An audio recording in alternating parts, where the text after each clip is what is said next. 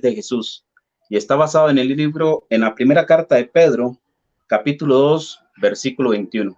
Invito a abrir sus Biblias y leer el mensaje que tiene nuestro Señor Jesucristo para cada uno de nosotros. Y dice así: pues para esto fuisteis llamados, porque también Cristo padeció por nosotros, dejándonos ejemplo para que sigáis sus pisadas.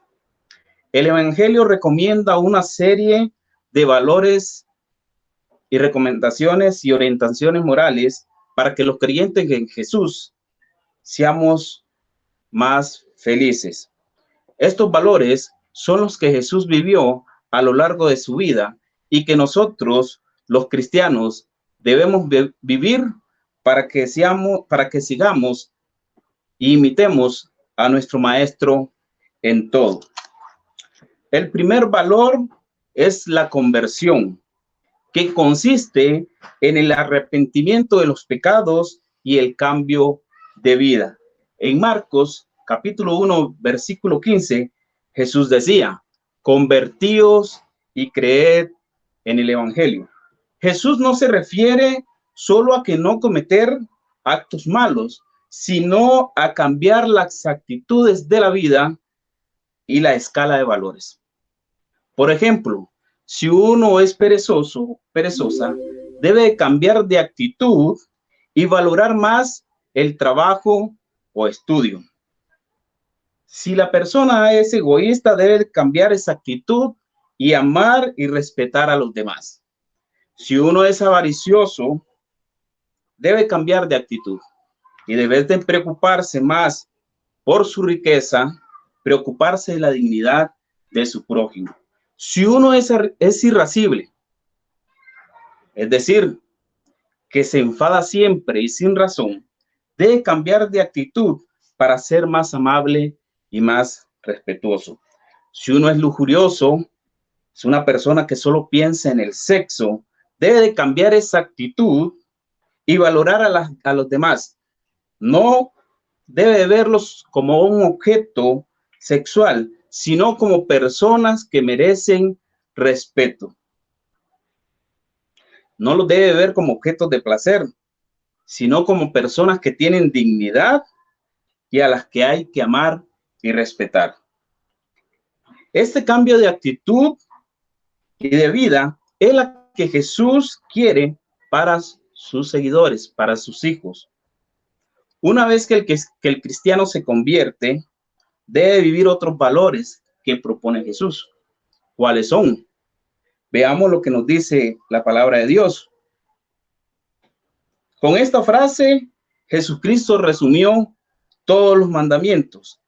En Juan capítulo 13, versículo 34 al 35, nos dice: os doy un mandamiento nuevo, que os améis unos a otros, y como yo es amado. Evidentemente, no se puede amar a Dios si no se ama al prójimo. Jesucristo quiere que ese amor al prójimo se debe concretar con una serie de acciones que él mismo nos enseña en Mateo capítulo 25 al 35.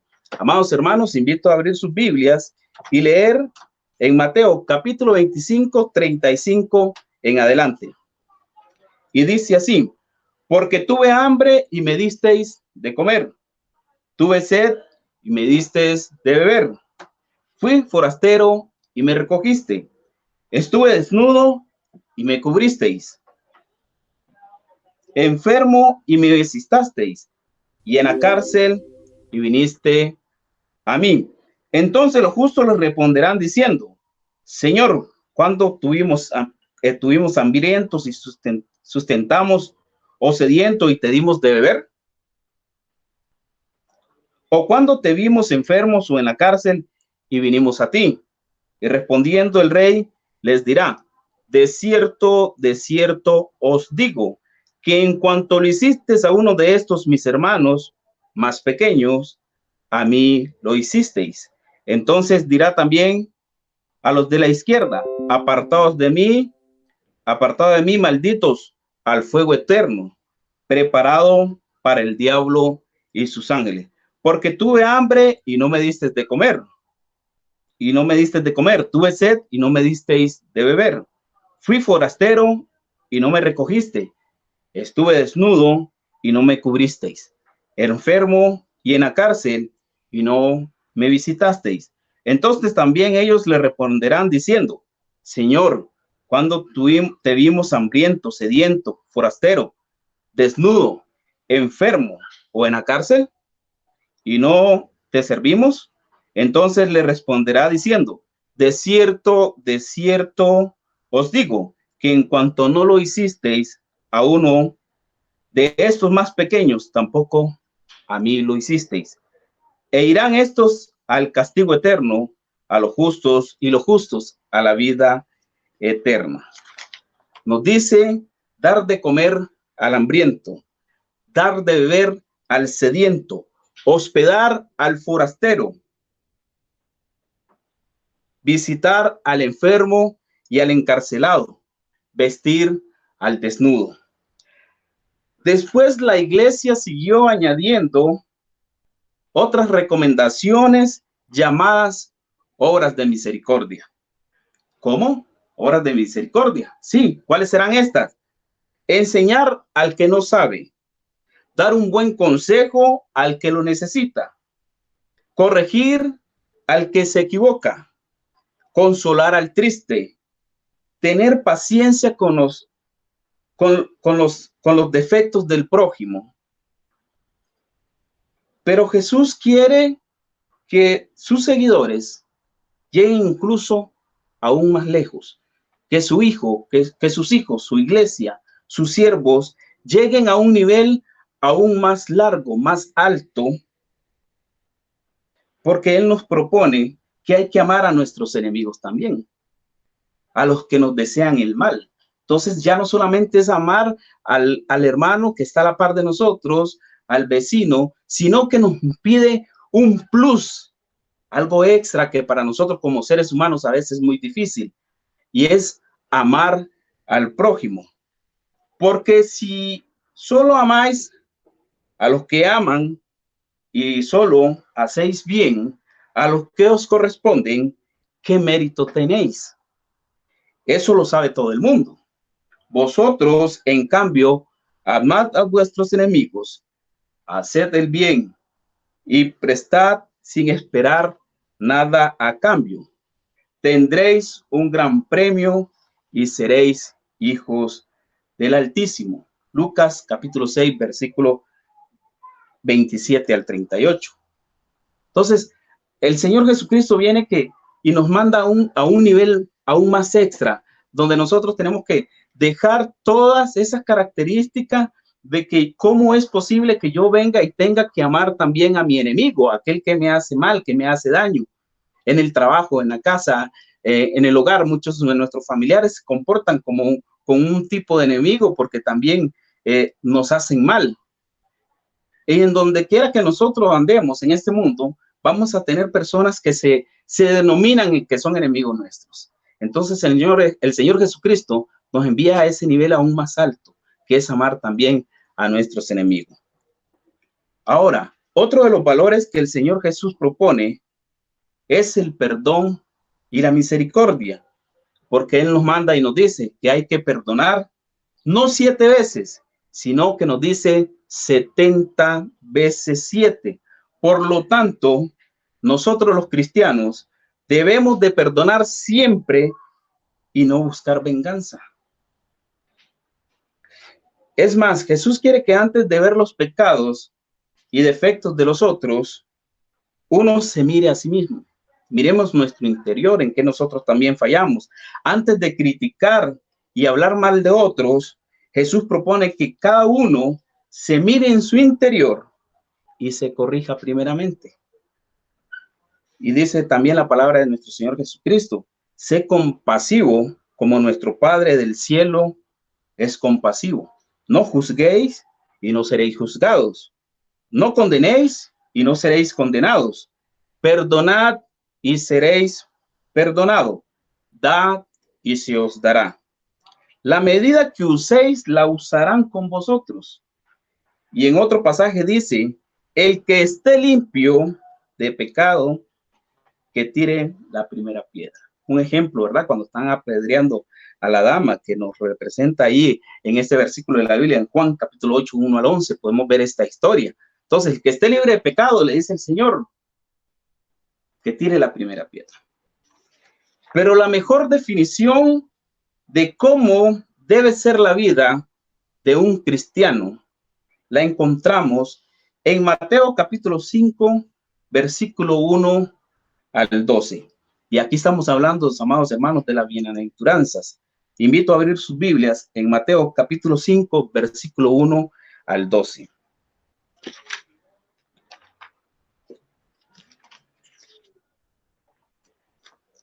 Y dice así la palabra de nuestro Señor Jesucristo. Viendo la multitud, subió al monte y sentándose vinieron a él sus discípulos. Y abriendo su boca les enseñaba diciendo, bienaventurados los pobres en espíritu, porque de ellos es el reino de los cielos. Bienaventurados los que lloran, porque ellos recibirán consolación. Bienaventurados los mansos, porque ellos recibirán la tierra por heredad. Bienaventurados los que tienen hambre y sed de justicia, porque ellos serán saciados. Bienaventurados los misericordios, porque ellos alcanzarán misericordia. Bienaventurados los limpios de corazón, porque ellos verán a Dios. Bienaventurados los pacificadores, porque ellos serán llamados hijos de Dios. Bienaventurados los que padecen persecución por causa de la justicia, porque de ellos es el reino de los cielos. Bienaventurados sois cuando por mi causa os vituperen y persigan y digan toda clase de mal contra vosotros, mintiendo.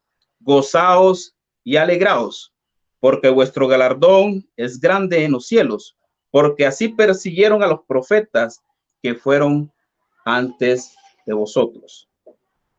Entonces, es una enseñanza grande, inmensa, la que nos da el Señor Jesucristo en esta enseñanza.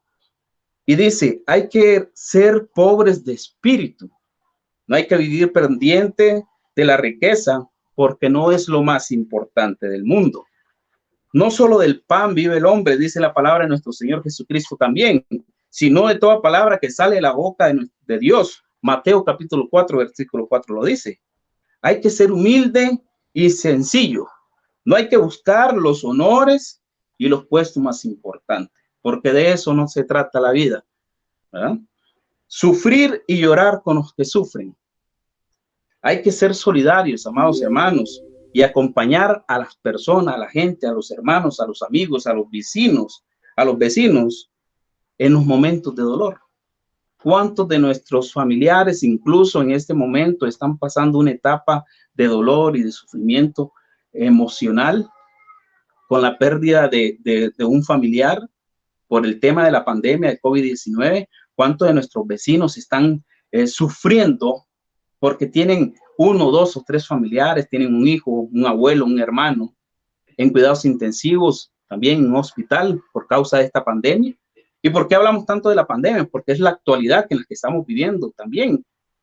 Y sí hay otras situaciones y circunstancias de la vida que provocan que nosotros como seres humanos, nuestros vecinos, nuestras familias, nuestros amigos, nuestros hermanos de la congregación estén pasando momentos difíciles. Entonces nosotros también debemos de ser compasivos, debemos de sufrir y llorar con ellos también. ¿Para qué? Para nosotros también ser parte de ese aliento, porque el Señor Jesucristo nos manda también a alentar a estas personas que están pasando esta etapa en su vida. Hay que ser de ayuda a los que sufren. Nunca debemos de burlarnos de la desgracia ajena, sin desear mal a nadie. Trabajar por la justicia, amados hermanos. Esto implica denunciar las injusticias y que se corrijan a los injustos. No hay que callar ante las injusticias, sino ser valiente y saber corregir al que está equivocado. Porque a veces nosotros por miedo, por temor, no venimos y corregimos a una persona que nosotros vemos que está haciéndole daño a otro ser humano, y nosotros por miedo o porque no se nos achaque también que formamos parte de eso, no queremos corregir a estas personas. No hacernos cómplices de su pecado. Nosotros no tenemos por qué hacernos cómplices de ese pecado y actuar inmediatamente con esta persona, aconsejarle de la mejor manera para que esta persona que está haciendo este mal, este daño, pueda corregirlo de manera inmediata. Las críticas deben ser constructivas. Nunca debemos de dar una crítica en la cual sabemos que vamos a dañar tanto, puede ser física, psicológica, emocionalmente a otra persona. Nosotros lo vemos esos ejemplos en nuestro diario vivir, en los trabajos se da mucho el tema de las críticas destructivas hacia un compañero de trabajo. Y imagínense cuando se pasa al nivel de la congregación, a nivel de la iglesia, a nivel de tu familia, que empezamos a criticar a nuestro hermano, a nuestro tío, a nuestro padre, pero lo hacemos de manera destructiva, tratando de hacer un daño. Entonces, eso también tenemos que evitarlo grandemente, amados hermanos, y erradicarlo de nuestra vida, de nuestro diario vivir.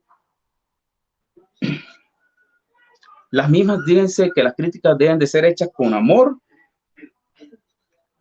y nunca por detrás. Nunca. Eso que hablamos detrás de las personas, en vez de ir y afrontarlas, darle en nuestra cara, siempre hacemos daños por detrás. Es algo bastante, como decimos el buen nicaragüense, damos la puñalada por la espalda. Entonces, las críticas deben de ser constructivas, con amor y de frente a las personas. Y esas críticas deben ser constructivas para que esta persona se sienta también al mismo tiempo valorada y pueda cambiar también sus actitudes que está teniendo contra los demás, contra nosotros mismos. Entonces, esto se refiere a que debemos de saber perdonar a los demás y tener cuidado con las críticas destructivas. Perdónanos nuestras ofensas como también perdonamos a los que nos ofenden. Eso también el Señor Jesucristo nos dejó ese ejemplo. Cuando oramos, la primera oración, el primer ejemplo de oración, donde Él dice, perdónanos nuestras ofensas, como también perdonamos a los que nos ofenden. Ser limpios de corazón. Se trata de ser personas que vayan con la verdad por delante. Y no hay que ser falsos ni hipócritas, ni mentirosos. Hay que ser limpios, evitar la maldad, evitar el pecado e intentar ser santos y perfectos, como lo fue Jesús, al que nosotros imitamos. Estamos hablando de los valores de Jesús y todos estos valores son los que el Señor Jesucristo vivió durante su vida aquí en la tierra y que nos dejó como ejemplo. Entonces nosotros tenemos que buscar ser santo y ser perfecto como lo fue Jesús. Ser pacíficos, no hay que ser violentos ni agresivos, hay que trabajar por la paz y la reconciliación siempre. Jesús nos enseña también el valor de la vigilancia. Es decir, pensar que nosotros los cristianos en cualquier momento de la vida vamos a dejar de existir, vamos a dejar de estar en este plano terrenal. Vamos a morir y vamos a dejar este mundo. En ese momento se le preguntará a cada uno de nosotros sobre lo que ha hecho en esta vida. Por eso Jesús quiere que estemos preparados para el día en que Él nos llame a su presencia. Y ese día vamos a pasar el último examen de nuestra vida. Ese día se nos examinarán del amor. Y la pregunta del examen ya la sabemos. ¿Cómo te comportaste en este mundo? ¿Cómo te has comportado? ¿Cuáles fueron tu forma de ser, tu manera de transitar en esta vida? ¿Cómo actuaste?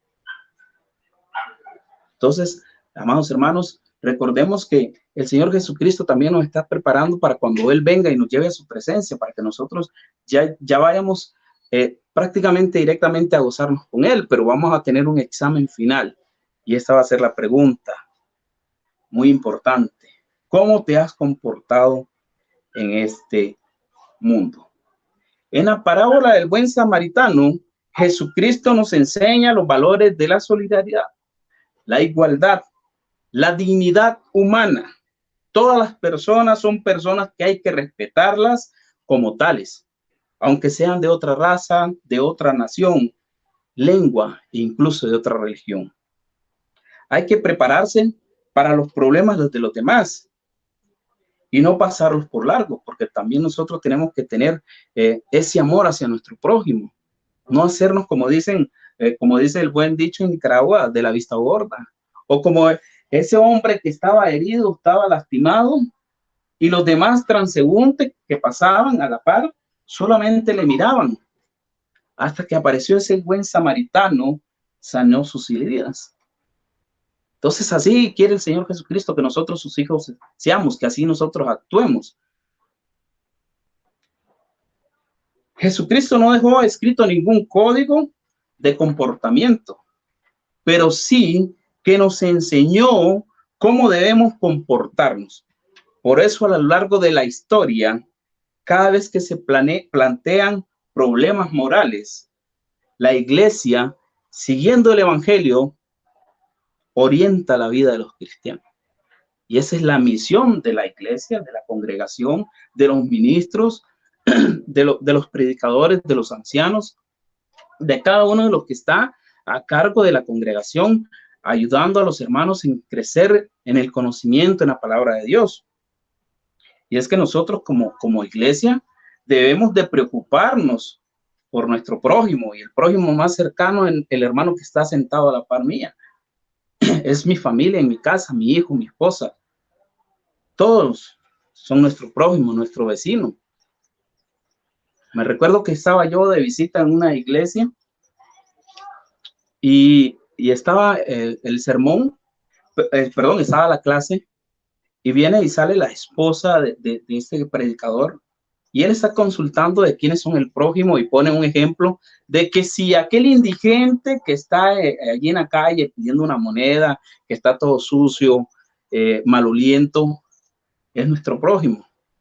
Y le hace la consulta a la dama y la misma le dice que no. Es irracional eso. ¿Cómo vamos a decir que esta persona es nuestro prójimo? Y esto es uno de los prójimos que más necesita de nosotros, porque son personas que están pasando circunstancias súper más difíciles que las que podemos pasar nosotros. Entonces, todos son nuestros prójimos, todos. Los que están alrededor en este mundo es nuestro prójimo. Quizás los cristianos no hayamos captado en su momento a profundidad el cambio de valores, el nuevo orden de las cosas que supone el reino de Dios, que irrumpen nuestra historia en la vida y en la enseñanza de Jesús. Ya hemos dicho en otras ocasiones, amados hermanos, lo que implican los valores del reino, que aparecen en las parábolas. Valores dignificadores de los débiles, de los oprimidos, de los desempleados, por su debilidad y porque no tienen a nadie y porque nadie los quiere contratar. De la revolución que significa el hecho que los últimos pasen a ser los primeros. Los valores que acogen en el banquete del reino. A los pobres y a los lisiados, a los excluidos de la sociedad, a los despreciados y a los ignorantes. Si en la sociedad que Jesús vivió, todo este trastoque de valores podía parecer algo subversivo, una inversión de valores que podría parecer un escándalo en la época de Jesús. Una destrucción de todos los valores viejos sociables que marginan y el intento de crear una nueva sociedad. Un nuevo orden de valores que revolucionará las viejas esencias, que dividen a los hombres o que dividían a los hombres en últimos y primeros, fuertes y débiles, dándose esta inversión revolucionaria de valores que fueron difíciles de entender, difíciles de aceptar en la época de Jesús, porque las naciones, los pueblos, los reinos, los reyes, en su mayoría, un ejemplo Herodes, ¿verdad? O en su época como Moisés, que tenía el pueblo de Israel como esclavo. No era compatible que una persona pobre o de un extracto social bajo estuviera juntándose con una persona de un extracto aún más elevado. Entonces habían diferencias por el estatus social.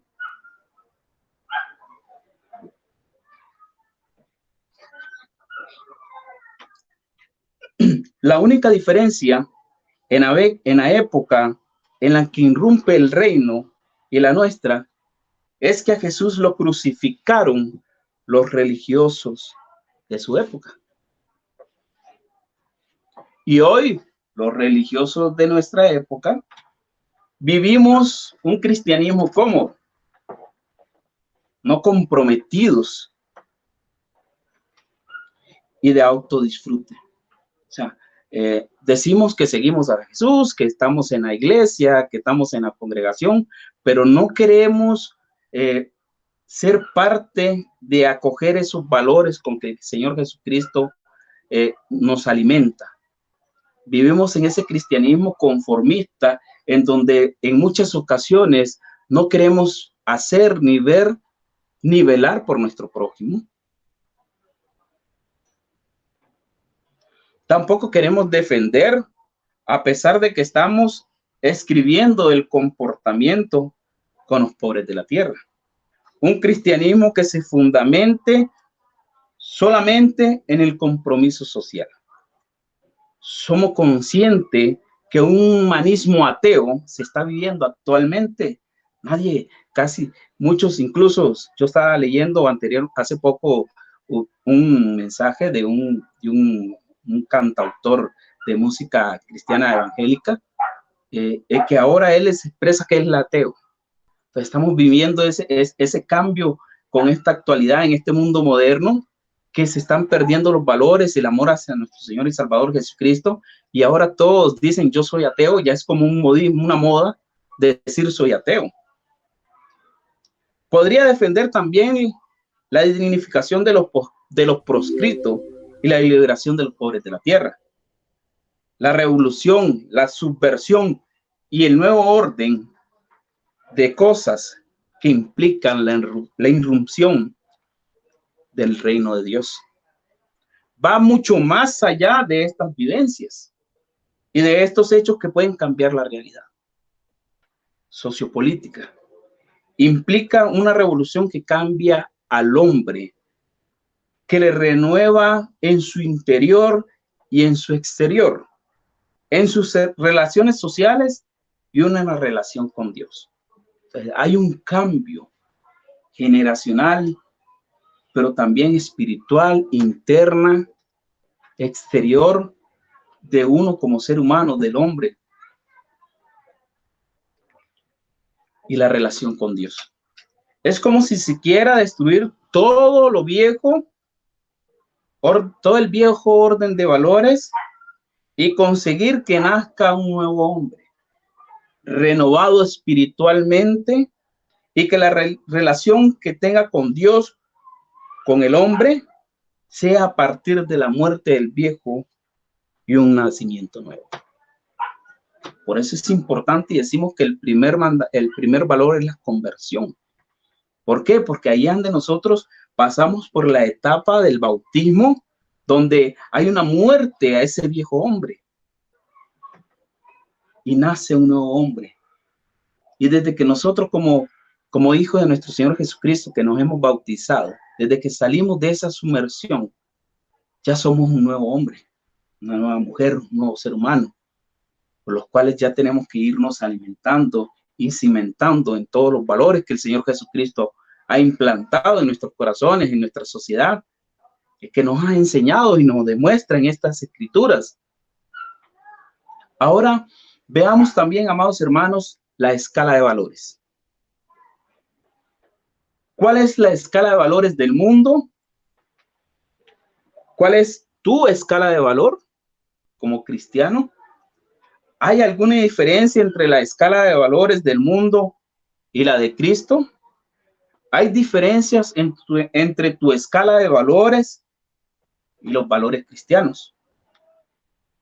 Por escala de valores, nosotros podemos entender o nos referimos a tus metas, todo lo que buscas, todo lo que deseas, anhelas, persigues, cultivas, admira, atesoras, todo aquello por lo cual, por lo que tú luchas, aquello por lo que haces esfuerzos, tus metas, todo lo que requieres.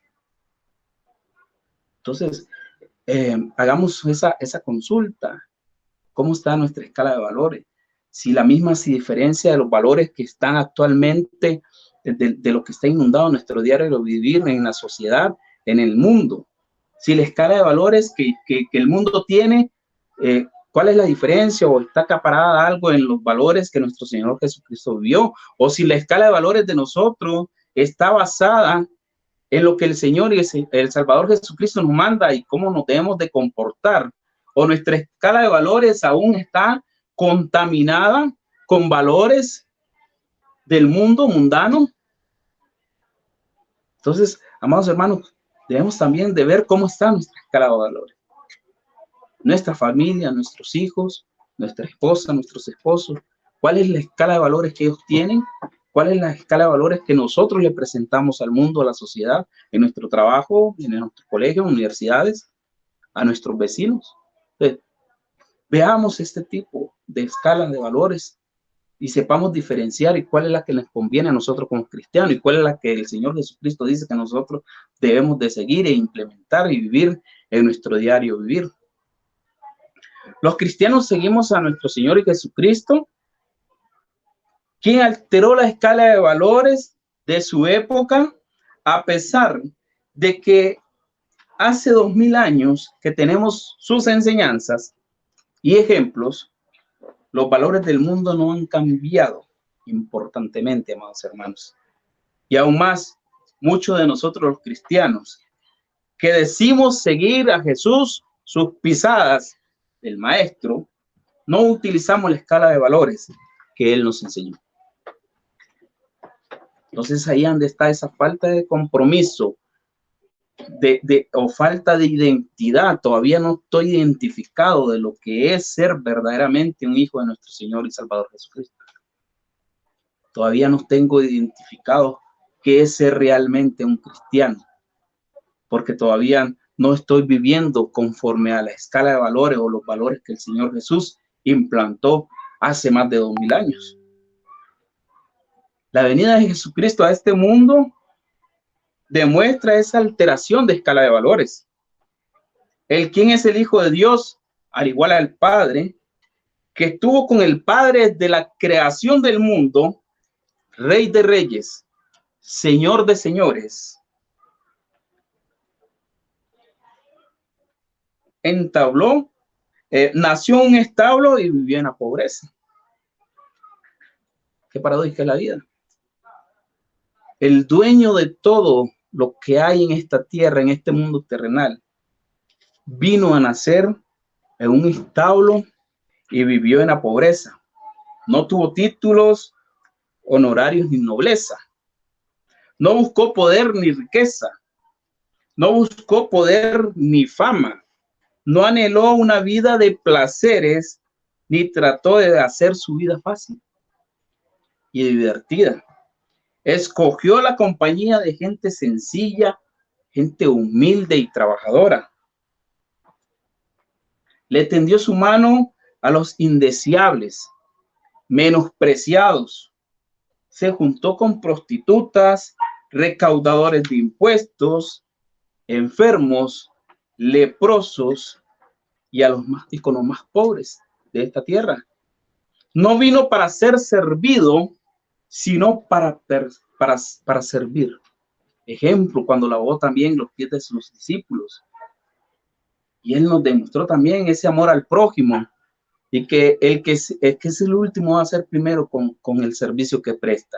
Él vino, lavó los pies de sus discípulos, nos demostró ese gran amor que tiene para el ser humano, para nosotros, sus hijos, y que Él vino a dar su vida por nosotros, muriendo en esa cruz, llevando por nosotros todos sus pecados, todos nuestros pecados y todos los dolores que Él sufrió, los padecimientos, los latigazos, lo escupieron, le abrieron un costado. ¿Se ha preguntado usted, amados hermanos, qué dolor físico, corporal, mental, espiritual estuvo y sufrió nuestro Señor Jesucristo desde que fue capturado y fue llevado como esa oveja al matadero? Yo estuve haciendo una tesis cuando estaba sacando el técnico en emergencias médicas y hubo un artículo que me llamó la atención, donde estamos hablando de traumas, politraumas, lesiones físicas, y que en este artículo se decía que no hay ningún ser humano que pudiese soportar las lesiones que el Señor Jesús padeció cuando fue latigado, cuando fue crucificado, las fracturas que sufrió. No hay ningún ser humano que la pudiese soportar, y que incluso allí podías ver casi en su totalidad la mayoría de lesiones y traumas que salen en un libro de anatomía humana, en un politrauma. ¿Se imaginan ustedes? Yo he atendido pacientes que con un dolor abdominal agudo o con una fractura expuesta prácticamente caen en estado de shock. Ahora solamente nosotros imaginemos al Señor Jesucristo cuando le estaban clavando sus manos, sus pies, cuando le abrieron su costado. Entonces, es bastante preocupante que nosotros como seres humanos aún no hemos comprendido la grandeza del amor de nuestro Señor Jesucristo y lo que Él quiere que nosotros como sus hijos también tengamos y seamos parte para lograr la salvación, para vivir una vida aún más emotiva, una vida más feliz que la que han vivido otros y que no tienen la oportunidad. Nosotros tenemos la oportunidad de hacer un cambio generacional en nuestra vida, en la vida de nuestros familiares, en la vida de nuestros amigos, en la vida de nuestros vecinos, en la vida de cada uno de los hermanos de la congregación y de todas las iglesias. Entonces, tomemos conciencia, amados hermanos, de este cambio generacional de valores. Preocupémonos por ver cómo está nuestra escala de valores interna y cómo está la escala de valores en el mundo, y si esta escala de valores del mundo me está absorbiendo a mí y no me está ayudando o no me está dejando solventar acá en mi vida, en mi diario vivir, y lo que hago es imitar lo del mundo y no lo que nos manda el Señor, nuestro Señor y Salvador Jesucristo. Igual, iglesia, preocupémonos por imitar estos valores que el Señor Jesucristo vivió, no los del mundo, porque los del mundo no tienen ninguna recompensa para nosotros que no sea la muerte espiritual, porque eso es lo que se espera con el mundo, la muerte espiritual y eterna. Con nuestro Señor Jesucristo tenemos la muerte, pero tenemos una resurrección y tenemos la corona de vida eterna. Amados hermanos, hemos visto diferentes valores que nos menciona cada uno de los versículos de la Biblia que hemos estudiado, y hay 12 valores claves que por acá nosotros hemos estudiado. Número 1, amor al prójimo, la conversión primeramente. Luego nos dice amor al prójimo, amistad y familia. Tolerancia, amor condicional. Perdón, compasión y misericordia, bondad y generosidad, justicia y equidad, igualdad y autoestima, humildad, fe y creer en Dios, obediencia a la divinidad y a la propia conciencia, templanza, equilibrio, paz y armonía, transparencia, sinceridad, honestidad y honradez. 12 valores claves, pero hay muchos. Abarcan un sinnúmero que nosotros los cristianos tal vez lo hemos visto, los hemos escuchado, lo hemos leído, pero no los implementamos. Entonces, amados hermanos, no solamente nos quedemos con estos 12 valores, sino con todo aquel que nosotros escudriñemos en la palabra de nuestro Señor y Salvador Jesucristo, y no solamente los veamos, solamente sepamos que ahí están escritos, sino que también pongámoslos en práctica en nuestro diario vivir. Absorbamos el conocimiento divino. Para ir concluyendo, amados hermanos, es necesario que la Iglesia de Cristo tome conciencia de su responsabilidad y mire a las multitudes sufrientes con la compasión de Jesús. Debemos ampliar nuestra visión y predicar un evangelio integral en que incluya tanto el mensaje de salvación como la acción misericordiosa, que le alcance pan al hambriento y ropa al desnudo, que recoja a los niños de la calle y encarcelados, que lleve a los niños de la calle, que lleve consuelo a los enfermos y encarcelados.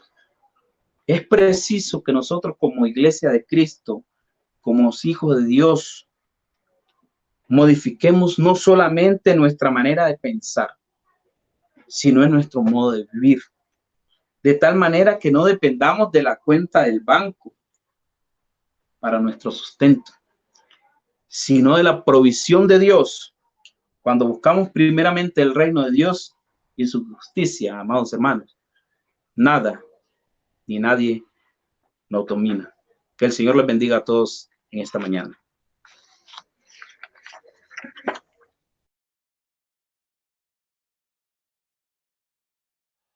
Confío en ti a cada paso, en días de calma o de ansiedad. Tú eres fiel a tus promesas, mi roca fuerte. Bien, hermanos, Iglesia de Cristo, gracias a Dios por habernos dado su palabra, gracias a nuestro hermano Eder Sánchez por haber sido utilizado en gran manera. Ahora pasamos a otro momento muy agradable, como es el hacer honor, el hacer honra, el hacer memoria al sacrificio que hizo nuestro Señor y Salvador Jesucristo. Entonces, para eso vamos a darle lectura a lo que es Mateo 26.